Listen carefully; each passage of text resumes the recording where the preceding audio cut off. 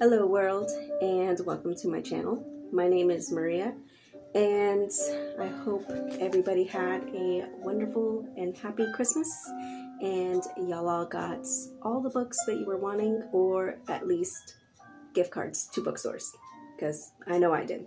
We all know that once Christmas passes, then that's pretty much it. That's the end of December. So I have a December wrap-up, and it is a very Christmas themed book wrap-up this December. Definitely Christmas themed. So without further ado, let's get started.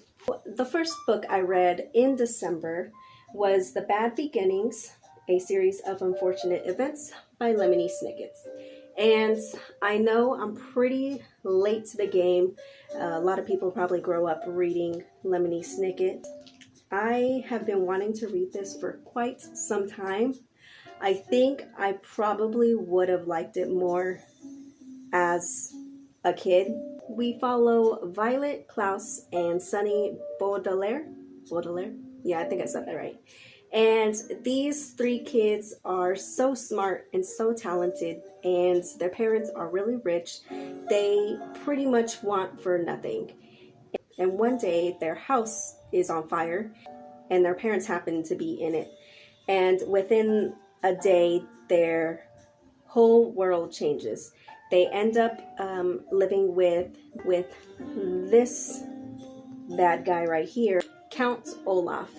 And Count Olaf is probably the most vile, disgusting person in the world. And he wants the children's money. He only took them in so he can gain the money. He does end up finding out, though, that he will never be able to spend any of the children's money, that all he is just a caretaker. He comes up with a plot on trying to get rid of these children and how he will finally be able to inherit all of their parents' money. Count Olaf, he ends up putting on a play, and his neighbor just happens to be a judge, and he invites her to put on this, this play about this wedding, and Violet, the oldest daughter, is going to play the lead, and Count Olaf is going to play the other lead, and they'll get married, and everybody thinks that it's just a play. But Count Olaf, since he's using the judge, he's technically the guardian of Violet, and he gives permission for Violet to get married. And the children find out about this plot. They are kind of afraid to tell somebody, because he is holding their little baby sister, Sunny, captive in a cage hanging from the highest part of his house. And if they say anything, he's gonna have his friend kill her. So it's a pretty dark book for, I guess, a middle schooler. And I was curious to see how it did against the movies. And it seems to follow pretty true to the movie. I haven't seen the TV show yet. Kind of interested in watching the show. The first book is Tricks. This one is Traffic. And this series is about 5 kids, and each kid ends up in the Las Vegas streets, turning tricks in some form or another. Their stories are all completely different. They're all from completely different backgrounds, and they have different personalities. For a couple of them, they are tricked into entering this lifestyle. Others are pretty much forced into it as a means to survive. And this just dives into their stories and how they cope with being rescued or being saved. This book, I would definitely give a 5 out of 5. I love Ellen Hopkins. I don't really see anybody talking about her too much on Booktube.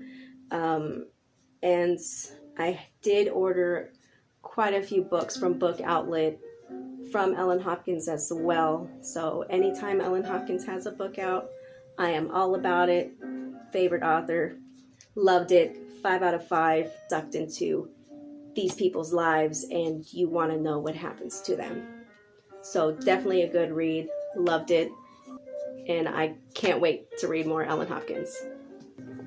The next book I have is The Song Will Save Your Life by Leila Sales.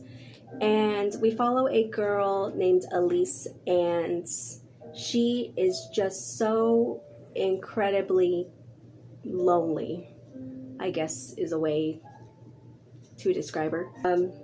I would definitely rate this book probably a 3 out of 5. There was nothing wrong with this book. There was nothing wrong with the story. I liked the story. I did find myself getting mad at the character, the main character, quite a bit, just because there were situations in which she put herself into, and the whole time I was just thinking, why? The whole story just revolves around Elise and how she doesn't have any friends, and she doesn't think that her parents really understand her, and all she really has are her younger siblings, which were pretty cute, but she was always getting bullied. That was also another thing that kind of frustrated me, was people just so easily bullied her and she just took it. I feel like it didn't really seem to bother her, but then it kind of did.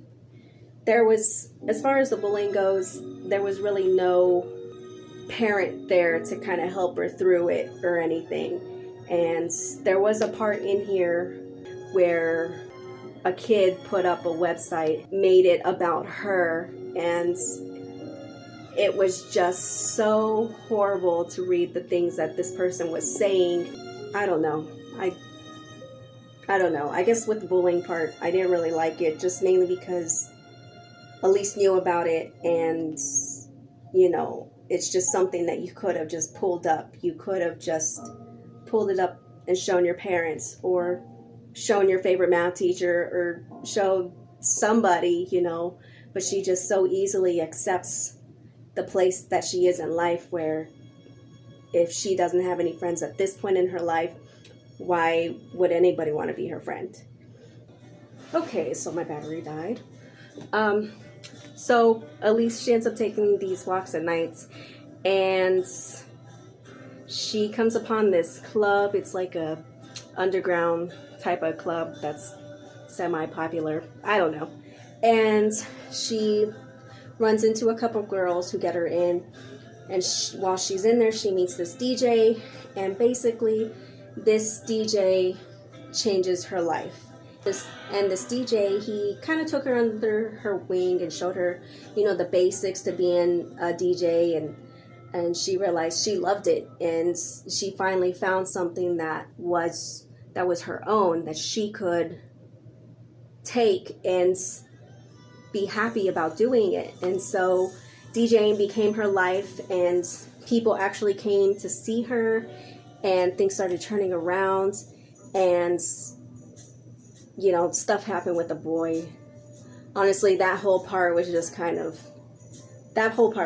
funny. But she ends up finding herself through DJing, and the best thing, actually, probably the best thing about this book was it included, I guess, bonus material.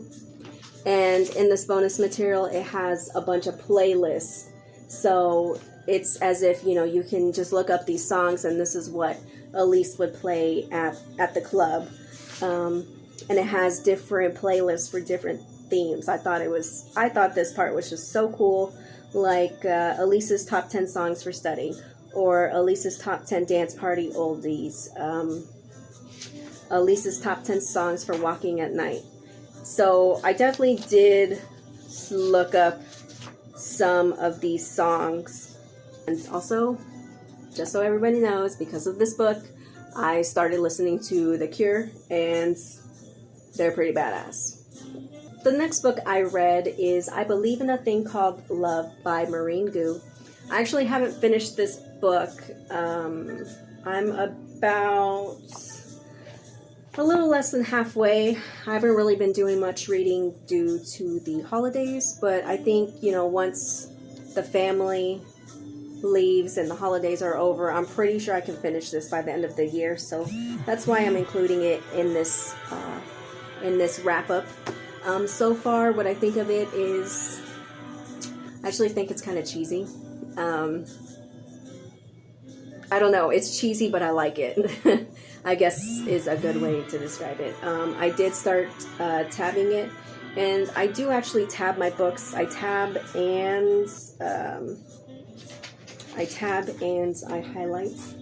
I'm a monster, I know, but I can't help it if I see something that's funny and makes me chuckle, or if I see an awesome quote and I want to remember it, I gotta highlight it, I gotta put a sticky on it. So it's a cheesy book, but I like it. It's about a girl, Desi, who happens to be named after Desi Arnaz from I Love Lucy. And she excels at everything. She is one of the top players of her soccer team. She is the president of the student body. She has straight A's. She volunteers. She donates canned goods to shelters. Everything she does is just perfect. The only thing that she can't do is talk to a guy, apparently. Well, she can talk to guys. The only thing she can't do is talk to guys she likes. And her friends have an inside joke with her, and they call her flailing. And it's basically flirt and fail. So she always flails. Every time there is a boy that she has a crush on or is semi-cute, she does something weird, and she just can't get a boyfriend for the life of her. And her dad watches these Korean soap operas.